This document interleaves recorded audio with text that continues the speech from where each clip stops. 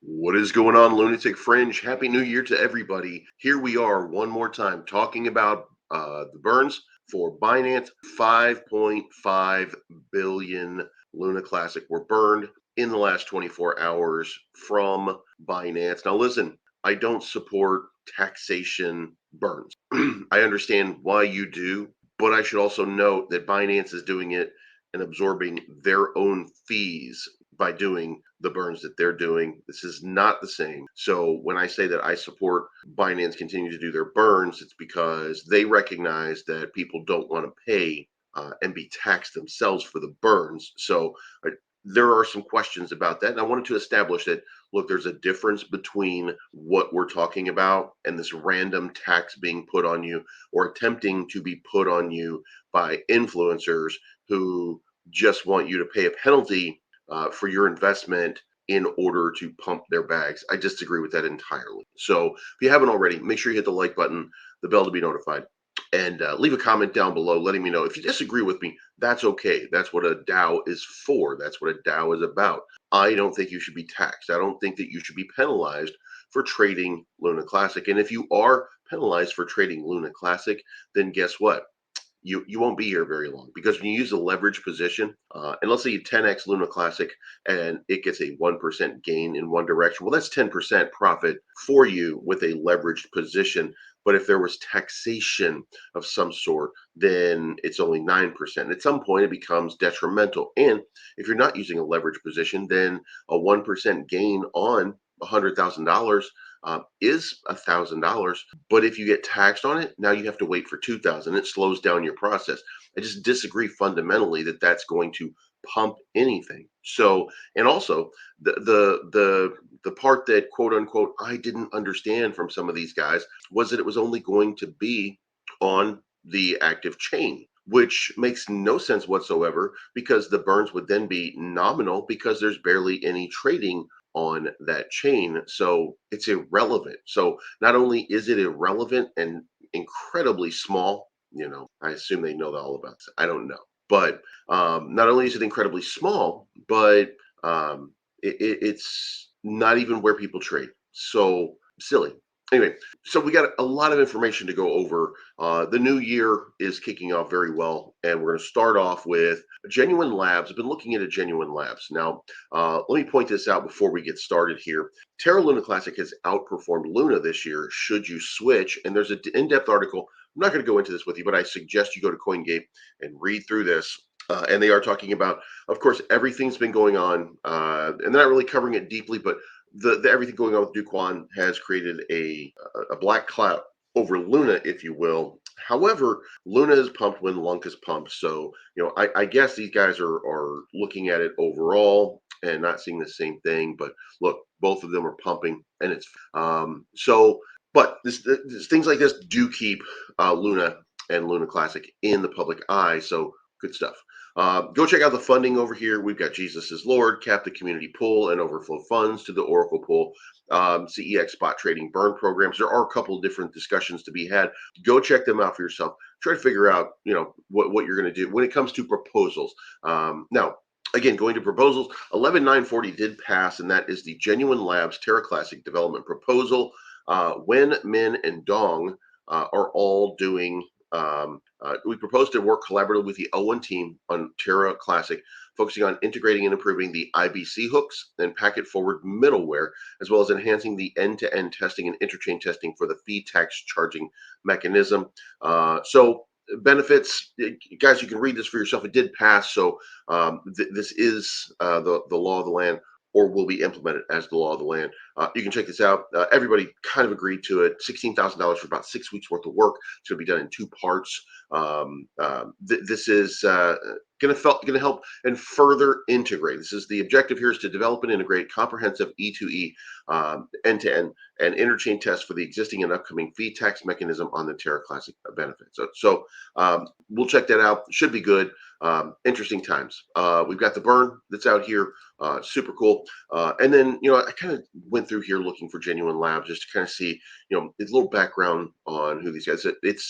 Like I so far I haven't found any reason to not like what these guys are doing. So and the community as well. I think this vote passed about 84% yes. What's going on, guys? Cryptonomy.finance. I do have an incredible promo event.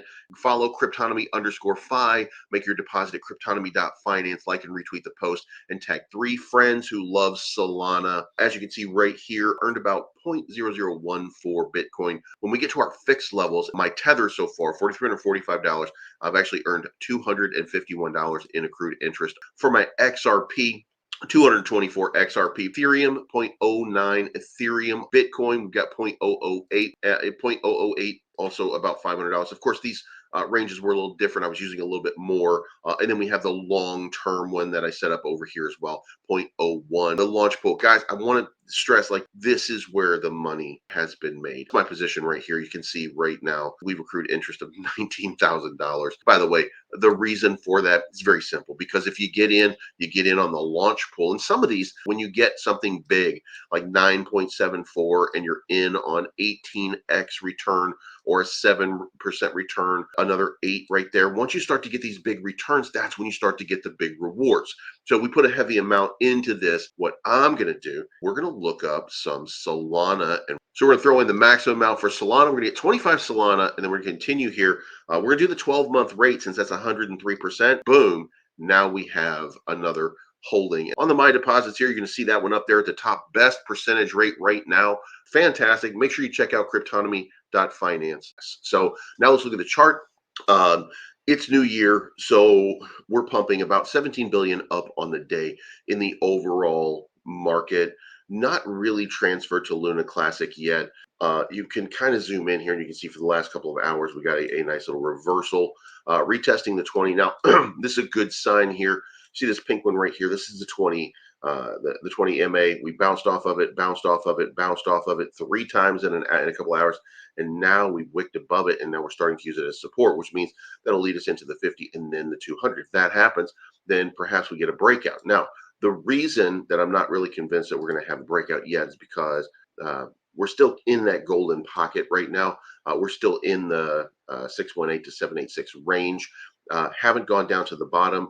There is a spot right here, right about right there. You can see that, it would make more sense for us to test this area or get a bounce off this region. Now, look, it's not an exact science, so it may not even happen. It might just be a nice little reversal, but I would be looking at this as something that might not reverse all the way and fully until it comes back down and tests. So when I see this move back to the upside, well, I saw it here, and it just minted new lows, and it continues to move down despite that upward momentum that we feel in that context. Now, we could get a bump off of the burn, but I just don't, I'm not feeling it right now. I'm not feeling a gigantic move, so I don't think that we're going to get it. I don't think that that's going to happen. Now, because it is January 1st in the United States, there's probably going to be limited trading, and the trading that there will be is going to be on sells, probably dumping, so that we can get ready for the next move up. So we'll see what happens here. But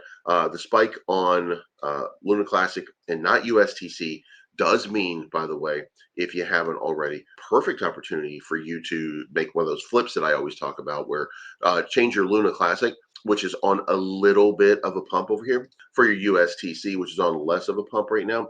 USTC is actually down compared to Luna Classic, about 2% on the day. So it's a good opportunity for a flip.